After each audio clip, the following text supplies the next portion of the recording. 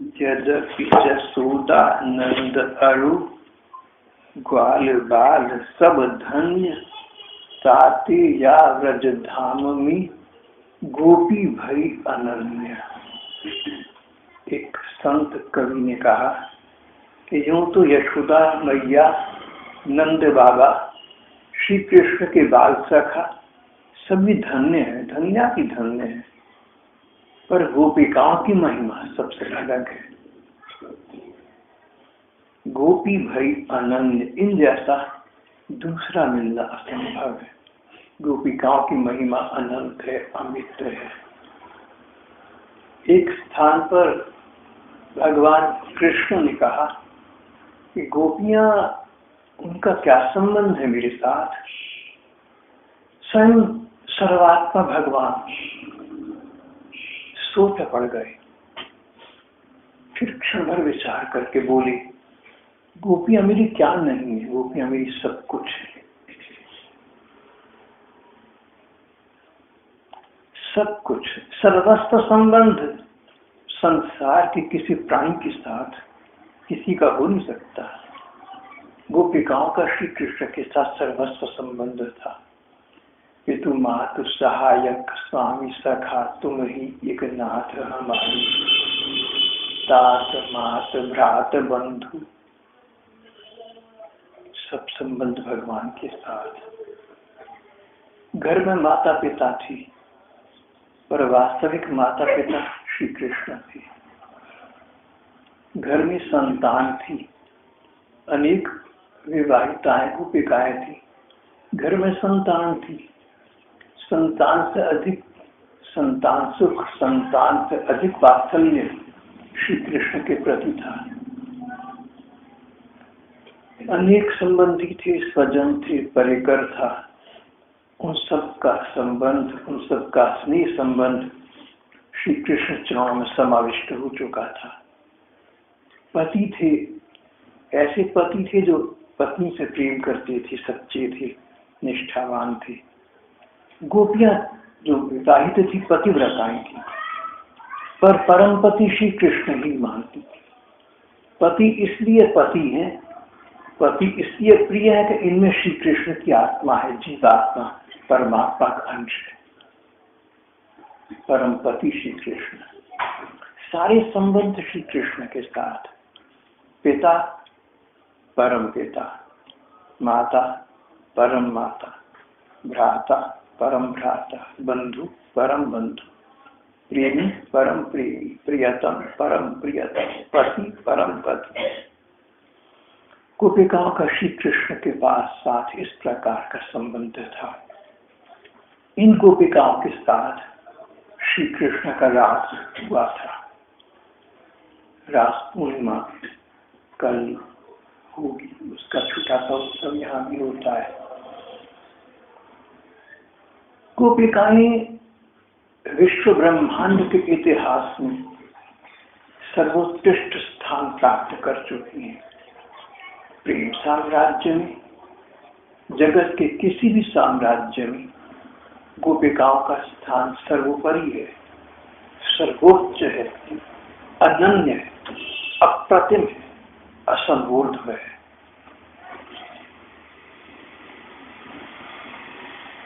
जिस प्रकार की विशुद्ध प्रेम की कल्पना, जिस प्रकार की शुद्ध विशुद्ध प्रेम की सुकरात, अरस्तु, प्लेटो, शेक्सपियर, हमारे अपने देश के बड़े बड़े कवि महाकवि केवल कल्पना कर पाए, उससे करोड़ों गुना अधिक इन गोपिकाओं का कृष्ण के प्रति प्रेम भाव था।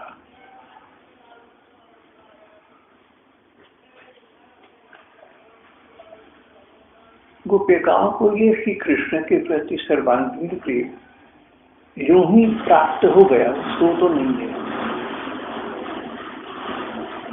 गोपिकाएं वे भक्त थी जिन्होंने पिछले अनेक अनेक जन्मों में, जन्म जन्मांतरों में श्री कृष्ण को परम प्रियतम के रूप में प्राप्त करने के लिए साधना की थी, आराधना की थी, जन्म बिता दिए और फिर जन्म जन्मों को उनके साध को देखकर उनकी पिपासा उनकी तृषा, इसको देखकर भगवान श्री कृष्ण उन्हें अपनाने के लिए अपनी नित्य गोलोक धाम से इस धराधाम पर अवतीर्ण हुए। श्री कृष्णावतार का लक्ष्य गोपिकाओं को अपने साथ रखने का और अंततः अपने साथ ले जाने का था। You cannot enjoy the smiles of your sweetheart through an attorney, howsoever diligent he might be. वो वाली स्थिति थी। मेरे विचार से ये जो मैं महापुरुषों की कुछ पंक्तियां उद्धृत करता हूँ, यहाँ वाली बहन भाइयों को तो शायद याद ही हो गई, उनकी बार बार बोलता हूँ।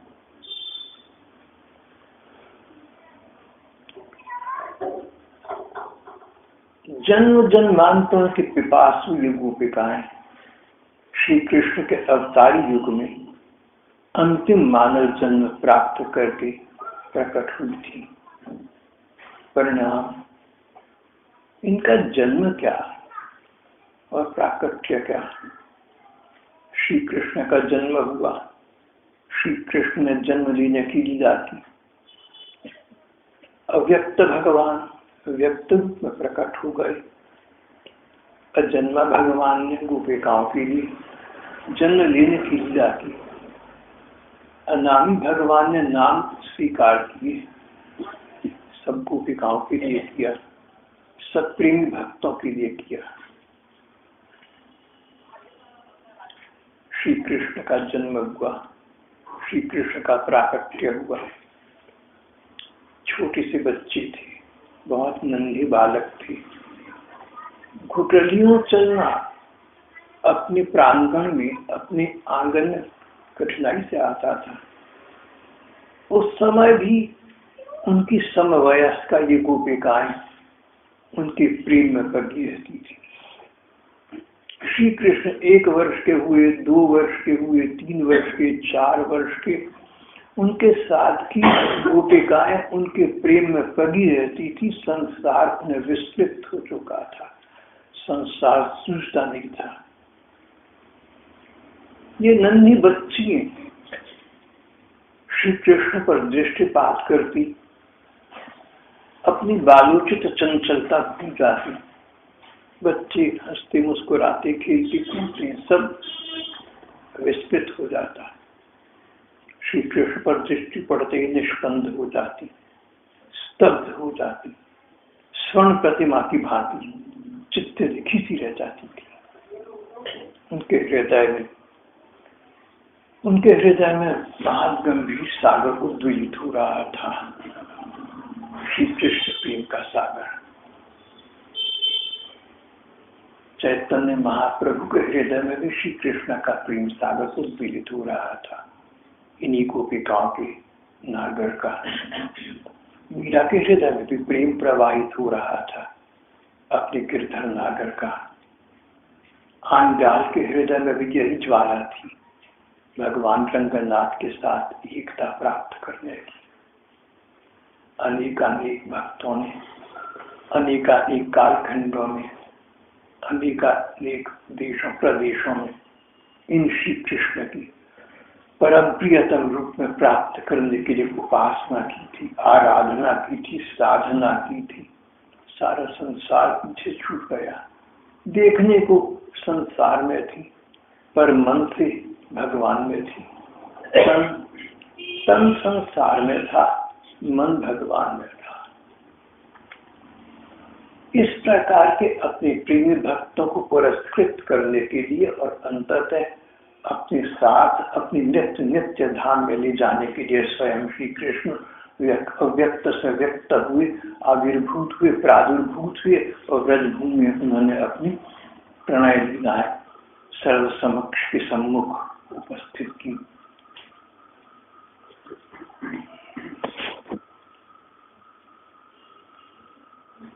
गोप सुंदरियों के लिए श्री कृष्ण चंद्र के अतिरिक्त कुछ था ही नहीं। मन ही मन श्री कृष्ण पर न्यौछावर हो चुकी थी। घर, माता पिता, भाई बंधु, पति, सगे संबंधी, सबकी समता, सबकी ममता से मटकर श्री कृष्ण में केंद्रित हो गई। वे अनमनी, उदास, गंभीर, उपरांत रह गई। हंसना, खेलना, कूदना उनके मन में ही नहीं रहा। तुम्हारे कारण अपने देश में बलम, तुम्हारे कारण अपने देश पर बलम, हम हो गए परदेसी। वो स्थिति को बेगांव की हो गई। अपना घर न लगता था, अपना गांव न लगता था, अपना नगर न लगता था।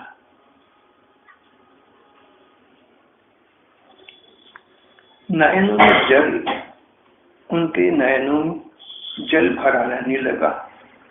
उनके प्राणों में एक विचित्र व्यथा थी, जिसे न सह सकती थी, न कह सकती थी। अंतर्मन में उस वेदना को छिपाए श्री कृष्ण दर्शन के लिए सतत व्याकुल रहती। श्री कृष्ण प्रातः काल गोचारण के लिए यमुना जी के इस पार वन में ग्वाल बालों के, गायों और बछड़ों के साथ चली जाती। दोपहर के बाद वापस आती। श्री कृष्ण के जाते समय ये गोपिकाएं अपने अपने द्वार पर खड़ी होती, कोई अट्टालिकाओं पर छतों पर जा चढ़ती। गोपिकाओं की अद्भुत विचित्र हो गई। श्री कृष्ण वन गमन के लिए प्रस्थान करते। गोपिकाएं दोनों दिशाओं में, सड़क के दोनों ओर, कोई कहीं खड़ी नजर आती, मानो श्री कृष्ण को गॉड ऑफ ऑनर दी रही। और श्री कृष्ण चली जाती। फिर श्री कृष्ण की कल्पनाओं में खोई रहती थी। बरहा पीड़म नटवर्वपो वृंदारण्यम सपद रमणम कीर्ति। मन के नयनों से गोपिकाएं देखती कि श्री कृष्ण ग्वाल बाल और गैयों के बछड़ों के साथ वृंदावन के वन प्रांत में यमुना जी के तट पर प्रवेश कर रहे हैं। अद्भुत सुंदर धारण किया हुआ है। पशु पक्षी तक उनके सौंदर्य पर वारी वारी जा रही है। धूप में श्री कृष्ण चलते तो बादल न जाने कैसे जड़ पदार्थ चेतन हो जाते। जड़ पदार्थ चेतन हो जाते। जड़ बादलों में विकृति हो जाती, चेतना आ जाती। बादल छतरी बनकर श्री कृष्ण के ऊपर चला करते थे।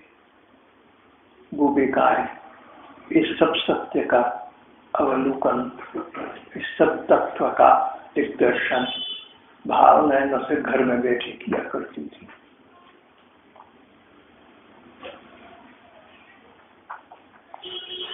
फिर दोपहर पश्चात श्री कृष्ण का प्रत्यागमन होता, वापसी होती।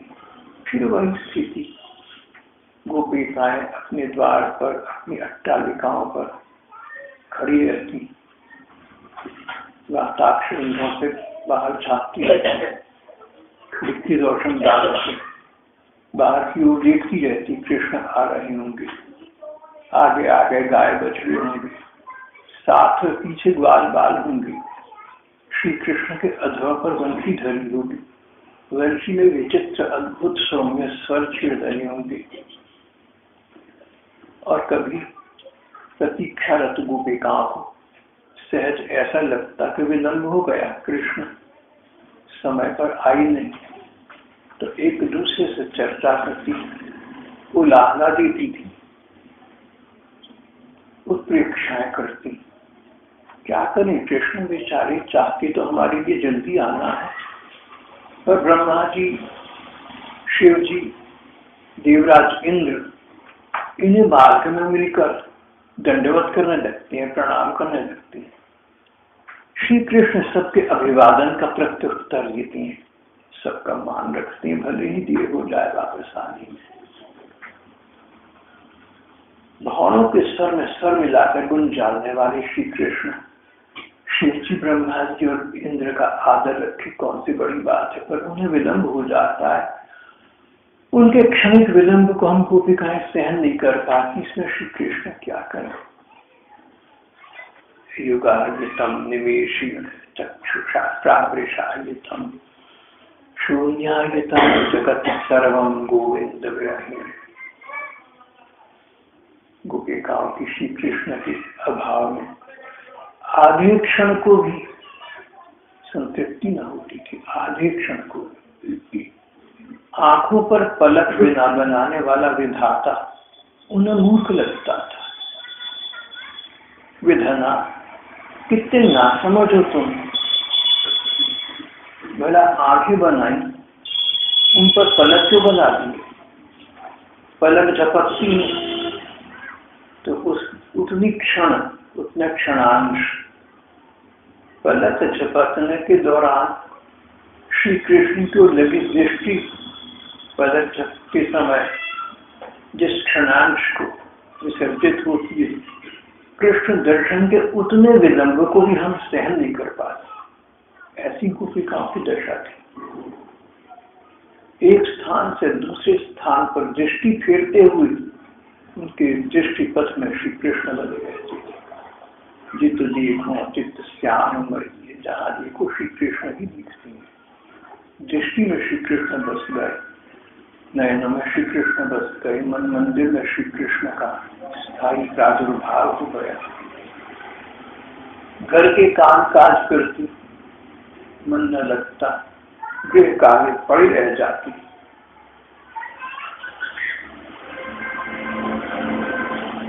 गोपिकाएं घर के सारे काम स्वयं करती। पैसा बहुत था, समृद्धि बहुत थी, पैसा ही पैसा था, पर अपने काम स्वयं करना पूर्व काल में सभी जनों का एक प्रकार का संस्कार था। गृह कार्य गोपिकाएं संपन्न करने चलती, बर्तन मांजती और लगता कि श्री कृष्ण पीछे खड़ी कंधे पर हाथ रखकर मुझे छीड़ रही है। भाव में मग्न हो जाती, कटोरी हाथ से गिर पड़ती, झंकार की आवाज आती, मानो नींद से उठे हो। अच्छा हम तो अपने सोई नहीं है, हम तो समझे श्री कृष्ण के चरणों में उसके निकट रहे हैं। गोपिकाएं श्री कृष्ण के विचारों में खोई रहती।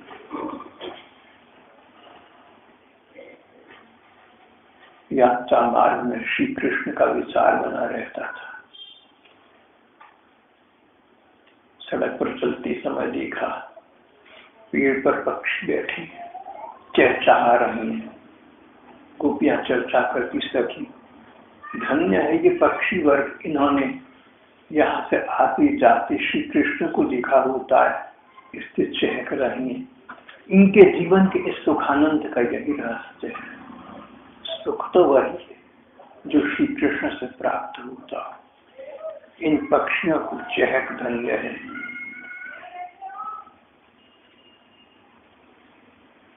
और कहीं कोई पक्षी आंख खोली दूर आकाश की ओर देख रहा होता, वो गोपिकाएं सोचती, इस पक्षी ने श्री कृष्ण को देख लिया, अब संसार को देखकर क्या करे। संसार दर्शन में इसका मन नहीं लगता, इसलिए आकाश की ओर अपनी नीरव दृष्टि में श्री कृष्ण के मानसिक दर्शन कर रहा है। कोई पक्षी आंखें नीचे बैठा होता तो सोचती कि आंखें नीच करके संसार से अपने आप को एक तरफ करके ये श्री कृष्ण के ध्यान में, चिंतन में मग्न है, मस्त है। गोपिकाओं की स्थिति अद्भुत विचित्र हो गई थी। झाड़ू देने लगती तो लगता कि झाड़ू के अग्रभाग में श्री कृष्ण समाये हुए हैं। दही के बर्तन में, मंथन की डोरी में, मथानी में उन्हें श्री कृष्ण चंद्र हंसते मुस्कुराते दिखते। दही बोले भिगोने तो कैसे, बर्तन मांजे तो कैसे, चकित नेत्रों से द्वार की ओर देखने लगती। देखो, वे द्वार पर खड़ी हैं। दीपक संजोकर दीप दान करने चलती, पर दीपक की लौ में श्री कृष्ण नृत्य करते दिखते। दीपक हाथ से गिर जाता। चलते फिरते, सोते जागते, किसी को भी दृष्टि फेरते समय श्री कृष्ण उनके सामने निरंतर बने रहते थे। ऐसी स्थिति में घर के काम कैसे हों? कई तो उन्मत्त प्राय हो गई। सिर पर दही का माट लिए आप नंद व्रज में दही बेचने और दही लो के बदले पुकार श्री कृष्ण लो, श्री कृष्ण लो। दही भूल जाती। दही को नाम बेसर गयो बोली, ले ले उरी कोई श्याम सलोना, या व्रज में कछु देख छुरी टोना। एक रसिक संत ने कहा, इस व्रज में एक आश्चर्य चमत्कार देखा है, एक अजूबा देखा है। गोपिकाएं सिर पर दही का माट रखे दही बेचने आती है, पर खोई होती है श्री कृष्ण में, उसके मुंह से निकल जाते हैं कृष्ण लो, श्री कृष्ण लो।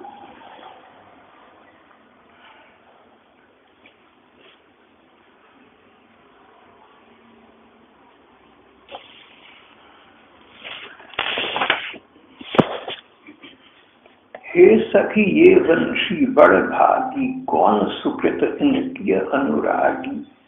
दामोदर अधरामृत लाही, रहत निरंतर छन नहीं त्यागी। सखियों, श्री कृष्ण की वंशी धन्य है, जो श्री कृष्ण के अधरों पर हर समय धरी रहती। एक क्षण को भी इसका श्री कृष्ण से वियोग नहीं होता।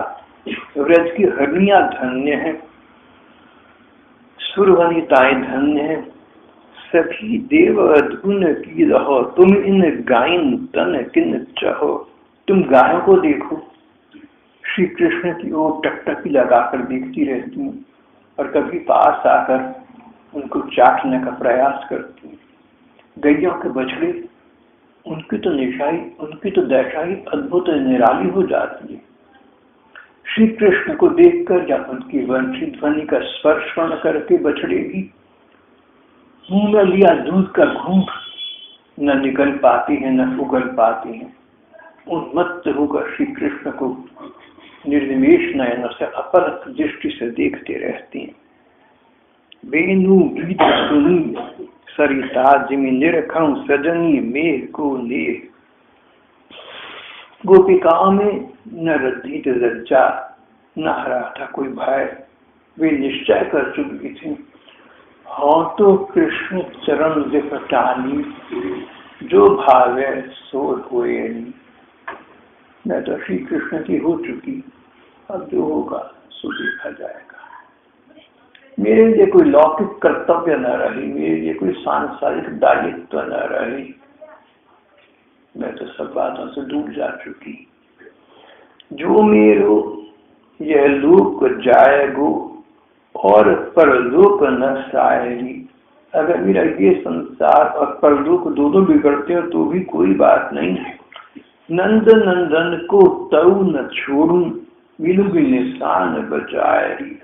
जो मेरो ये लोक जाएगो और परलोक न सायरी। अगर परलोक नष्ट होता हो और ये लोक असफल होता हो तो भी टंके की चोट कहती हूँ, कृष्ण को छोड़कर मैं नहीं जी सकूंगी।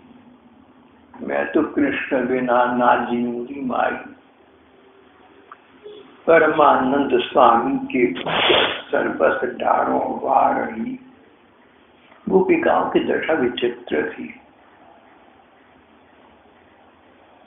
और फिर शरद पूर्णिमा की रात्रि आई। तिथि के अनुसार ये शरद पूर्णिमा कल हो रही। शरद पूर्णिमा की रात्रि आई। श्री कृष्ण गोपिकाओं की जन्म जन्मांतरों की साधना को जानते थे, उसको सफल करने के लिए ही प्रकट हुए थे। आज वो समय आ गया था, वो सुदिन, सुयोग, वो शुभ अवसर आज आवे राजा। शरद पूर्णिमा की रात थी, चांदनी छिटक रही थी, वीर से छन छन कर नीचे पृथ्वी पर आ रही थी। यमुना नदी का तट था, शीतल मंद सुगंधित वायु प्रवाहमान थे, कहीं भौरी गुनगुना रहे थे। कई प्रकार प्रकार के खूब फूल खिल रही थी। उनकी महक से वो वन आलोकित हो रहा था। ऐसी प्रकृति के सुरम्य संसार में श्री कृष्ण ने सहजी गोपिकाओं का विचार किया। जिसके साथ प्यार होता है, अच्छे मौसम आदि में उसका ख्याल आ जाता है। जगऊ कलम वामृषाम मनोहरम। श्री कृष्ण ने गोपी के श्री कृष्ण ने वंशी के स्वर में स्वर भरकर निनाद किया। वंशी का ये निनाद, इसमें गोपिकाओं के नाम ले लेकर उन्हें पुकारा। गोपिकाएं भागी चली आई। घर के काम छोड़ दी। रात का समय था, लगभग 9:30 बजे उनके आज के हिसाब से। घर के काम छोड़ दिए, पति पुत्र सास ससुर की सेवा छोड़ दी, भागी चली आई श्री कृष्ण के इंगित पर। प्रतीक्षा में कितना अधैर्य है, प्रतीक्षा में कितना कष्ट है, वो गोपिकाएं अनुभव से इस बात को जानती थी। श्री कृष्ण को हमारी प्रतीक्षा का ये कष्ट न उठाना पड़े, इसलिए जो जहाँ थी, जिसने जैसे कपड़े पहने थे, पूरी जरूर एक आंख में काजल लगाया, दूसरे में रह गया तो भागी चली जाए। सज धज कर नहीं पहुंची। ये कोई संसार का मिलन तो उठाने के नायिका सजे प्रियतम से मिलने से पूर्व। गोपिकाएं जैसे बैठी खड़ी थी वैसे उठ भागी श्री कृष्ण को पाने के लिए। कहीं कहीं ऐसा हुआ कि गोपिकाएं तुरंत घर से निकल न सकी। जहुर गुणमयम देहम सद्य प्रत्यय बंधना। जहुर गुणमयम देहम सद्य प्रत्यय बंधना। अभी हाल ही में गोरखपुर में राधा बाबा हुए। कहते हैं राधा जी के भाव में सदा खोए रहते। बाबा कहते थे, इस श्लोक के विषय में कहते हैं कि जो गोपिकाएं नहीं श्री कृष्ण के पास तुरंत जा सकी, उनकी स्थिति अन्य गोपिकाओं से विभिन्न थी, अलग थी। जा नहीं सकी, जहां खड़ी थी वहीं बैठ गई, गिर पड़ी, ध्यान में आंखें बिछ गई, आंखें बिछी और भाव में उन्हें श्री कृष्ण का संस्पर्श प्राप्त हुआ। अब तक के उनके जितने संस्कार थे, अच्छे बुरे, सब समाप्त हो गए। संसार के कोई संस्कार न रहे, न पुण्य के न अतिरिक्त, तभी श्री कृष्ण प्रेम की प्राप्ति होती है। बाबा कहते थे, जिनके शरीर पतिभुक्त हो चुके थे वे श्री कृष्ण चंद्र की सेवा का अयोग्य थे। प्राकृतान किंचित अवशिष्ट था उनमें, इसलिए उनका परित्याग करके ही श्री कृष्ण की साक्षात सेवा का अधिकार भी पा सके। ये संस्कार अब समाप्त हो गए।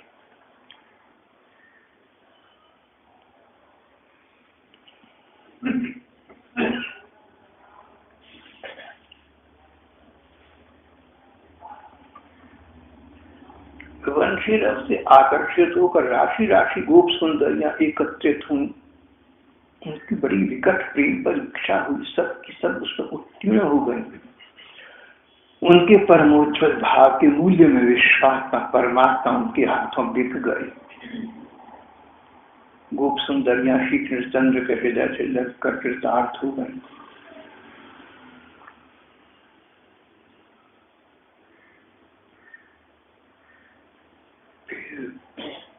श्री कृष्ण के दर्शन से, उनकी प्रीति पूरी वाणी से सबके मन प्राण शीतल हो गए। यहाँ महारास आरंभ हुआ। श्रीमद् भागवत के दशम स्कंध के 29 अध्याय से लेकर 33 अध्याय तक रास के 5 प्रसंग है, 5 अध्याय हैं। इनको रास पंचाध्यायी कहते हैं। रास पंचाध्यायी पुस्तक के रूप में अलग से भी उपलब्ध है।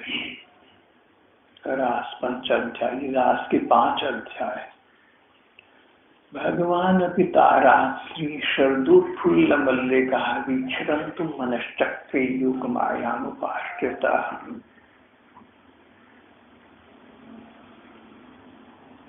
प्रकृति की उस अलौकिक ज्योत्सना को देखकर स्वयं विश्वास पर भगवान ने अमाना होने पर भी मन स्वीकार किया और गोपिकाओं को निशा निमंत्रण प्रदान करने के लिए वंशी में स्वर भरकर निनाद किया।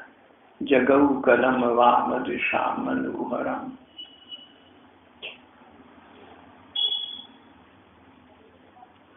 उस श्री कृष्ण के वंशी के स्वर को सुनकर गोपिकाएं भाग खड़ी।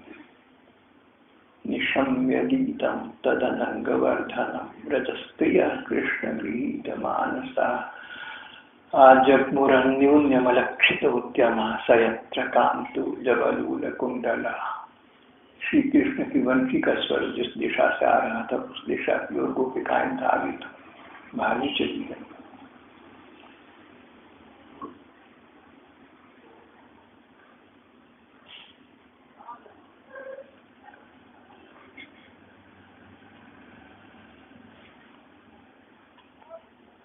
गोपिकाओं की संख्या अनंत थी।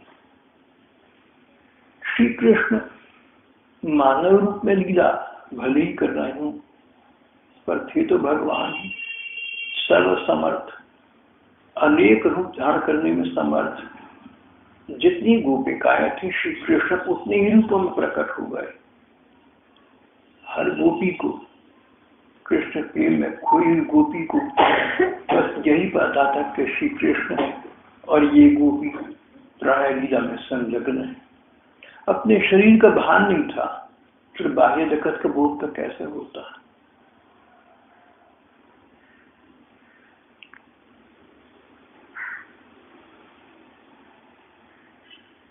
एक अंतरराष्ट्रीय ख्याति प्राप्त संत एक बार मुझे मेरे तो कहने लगी कि मुझे एक बात सोचकर बड़ा बुरा लगता, ईर्ष्या होती है। अगर हम गोपी भाव से श्री कृष्ण को मिले तो ये वही कृष्ण है जो औरों को भी, जो कोई ऐसा तो नहीं हमें विशेष मिले, सब गोपियों को मिली है। हमारे प्रति कोई विशेषता तो उनकी नहीं है। अनेक गोपिकाओं को उन्होंने अपना समालिंगन प्रदान किया, अपने से लिपटा लिया, वो ही हमारे साथ होगा। हम ये तो नहीं कह सकते कि श्री कृष्ण का और हमारा अनन्य संबंध है, अन्य किसी को इसका बोध नहीं। ये सोचकर उनके मन में बड़ा विषाद था। तो जो मुझे समझ में आया, जो सूझा उस समय, जैसा पढ़ा सुना था, मैंने कहा भाई महाराज जी, अनेक रूप रूपाय विष्णवे प्रभ विष्णवे, श्री कृष्ण अनेक रूपों में प्रकट हो सकते हैं और होते हैं। 16,108 पत्नियों के महलों में 16,108 रूपों में थे। जो रूप जिस पत्नी के साथ उस ही के साथ था, दूसरे के साथ वो रूप नहीं था। गोपिकाओं का रास महारास हुआ। जितनी गोपिकाओं की संख्या उतने श्री कृष्ण रूपों में प्रकट हुए। एक गोपी एक कृष्ण, यही क्रम था। तो आप ये न सोचें कि अगर कोई व्यक्ति गोपी भाव की प्राप्ति कर ली तो उसको अन्य सुख न मिलेगा, ऐसा विचार आप ना करें। अगर आप उस स्तर को प्राप्त होते हैं तो श्री कृष्ण अपने ऐसे रूप से आपका समर्पण स्वीकारेंगे जो उन्होंने रूप किसी दूसरे को दर्शाया नहीं। ये सुनकर उन्हें बहुत शांति मिली, बोले अब मुझे चैन मिल गया है।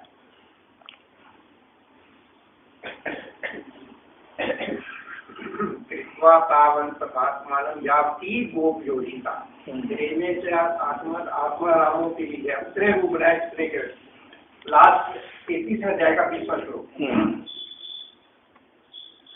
मदन मोहन ने मेरी बात की पुष्टि करके मुझे संतुष्टि हो गई।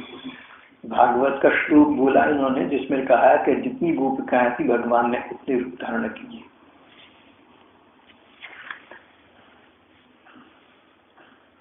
श्री कृष्ण और गोपिकाओं का रास हुआ। किसी का हाथ पकड़कर खड़ी रही, किसी को हृदय से लगा लिया, किसी को गली से लगा लिया, किसी को पुचकार लिया, अंतरंग लीला हुई। यहाँ पर एक विद्वान लेखक ने एक टिप्पणी की है। अपने ग्रंथ में उन्होंने कहा कि हमारे शास्त्रकारों की एक विशेषता है, किसी अच्छी या बुरी बात को जो हुई हो छिपाती। बड़े बड़े देवता हों, ऋषि मुनि हों, अगर किसी अप्सरा को देखकर उनका पतन हुआ तो छिपाया नहीं गया, लिख दिया गया कि ऐसा हुआ। ऐतिहासिक बातों महत्व दिया गया, इतिहास जो हुआ सो लिख दिया, छिपाया कुछ नहीं गया। श्री कृष्ण की अनेक पत्नियां थी, सबकी संतान हुई। गोपियां अनेक थी, रास हुआ, किसी के संतान नहीं हुई। यही बात बताती है कि श्री कृष्ण और गोपिकाओं का प्रेम सारी संसार के प्रेम से, स्वयं श्री कृष्ण का जो अन्य भक्तों के प्रति प्रेम है उससे ऊपर है। तभी महात्माओं ने कहा कि कृष्ण प्रेम अनन्य है, असंबोध है, जिसकी समानता नहीं हो सकती। प्रेम है लेकिन दो बातें नहीं है। प्रेम श्री कृष्ण का है, भक्त का है, गोपिकाओं का है, उसमें दो बातें नहीं है। पहली बात, अपने शरीर सुख की कामना नहीं है। मुझे तेरे से सुख मिला, तुझे मेरे से सुख मिला, ये व्यापार नहीं है, आदान प्रदान नहीं है। श्री कृष्ण प्रेम में केवल देना ही देना है, लेना कहीं नहीं है। गोपिकाओं ने ऐसा समझा, ऐसा माना कि श्री कृष्ण को हम अच्छी लगती है। अगर श्री कृष्ण को गोपिकाओं की कोई चीज अच्छी लगती हो तो कृष्ण को दे देंगे। जिसको जो चीज अच्छी लगती है और आपके पास है और आप उसको प्यार करते हैं, आप उसको दे देंगे। गोपिकाओं ने इस दृष्टि से अपने शरीर को, अपने अंग अंग को श्री कृष्ण के प्रति समर्पित किया हुआ था कि इनको अच्छे लगते इसलिए इनके हैं। जैसा वंशी श्री कृष्ण की है, जैसे नूपुर श्री कृष्ण की है, जैसे वनमाला श्री कृष्ण की है, इनकी स्टेज प्रॉपर्टी है। इसी प्रकार हम गोपिकाएं श्री कृष्ण की हैं। अपने शरीर सुख का भाव बिल्कुल नहीं था, श्री कृष्ण सुख का भाव था। तो क्यों किया उन्होंने इतना समर्पण? जब सुख नहीं था, संतृप्ति थी, satisfaction, a sense of fulfilment, आत्मिक आनंद था, आत्मानंद, मानसिक तुष्टि। सभी आप बहन भाई जानते हैं कि शरीर सुख से अधिक बड़ी बात मानसिक संतोष है।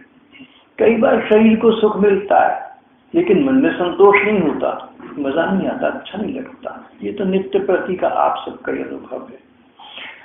गोपिकाओं को शरीर सुख की कामना नहीं थी। श्री कृष्ण और गोपिकाओं के प्रेम की एक अद्भुत विचित्र सारी संसार से अलग बात तो ये हो गई। अपने सुख की कामना नहीं है, स्व सुख की कामना नहीं है। श्री कृष्ण के सुख से उन्हें सुख मिलता था, उन्हें संतृप्ति मिलती। तो पहली बात, स्वसुख की कामना का अभाव।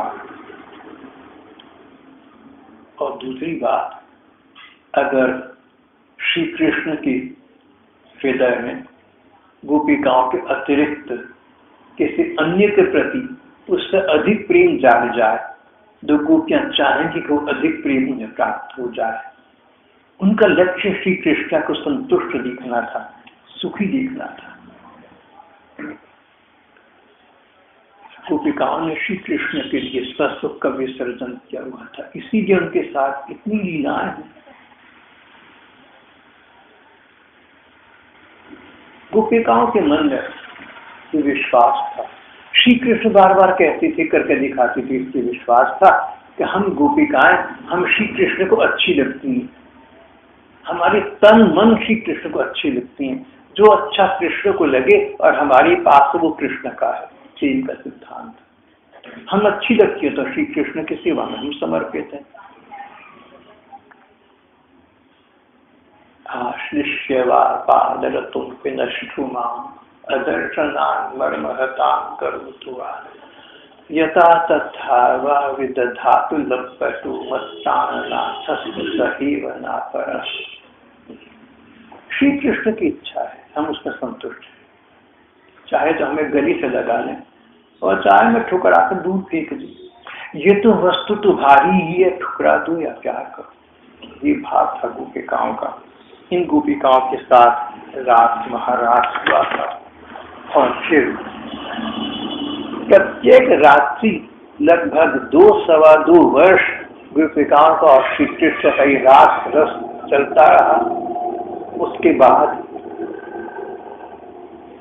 जब श्री कृष्ण अपने नित्य धाम गोलोक को वापस जाने लगे तो इन गोपिकाओं को सदा सदा के लिए अपने धाम में अपने साथ ले गए। ये गोपिकाएं गोलोक धाम में आदि श्री कृष्ण के पास में समुपस्थित हैं। जो व्यक्ति गोपिकाओं वाली साधना करके श्री कृष्ण के प्रेम को प्राप्त कर ले, जो व्यक्ति उस स्तर पर पहुंच जाए आदि श्री कृष्ण के नित्य धाम में, उस भक्त के लिए स्थान आरक्षित है। इसलिए नारद जी ने कहा कि गोपी प्रेम की प्राप्ति हमारी जीवन की चरम सफलता है। सदैव साध्यता, सदैव साध्यता, वही साधना है, वही सिद्धि है, उसका फल पाना चाहिए। श्री कृष्ण।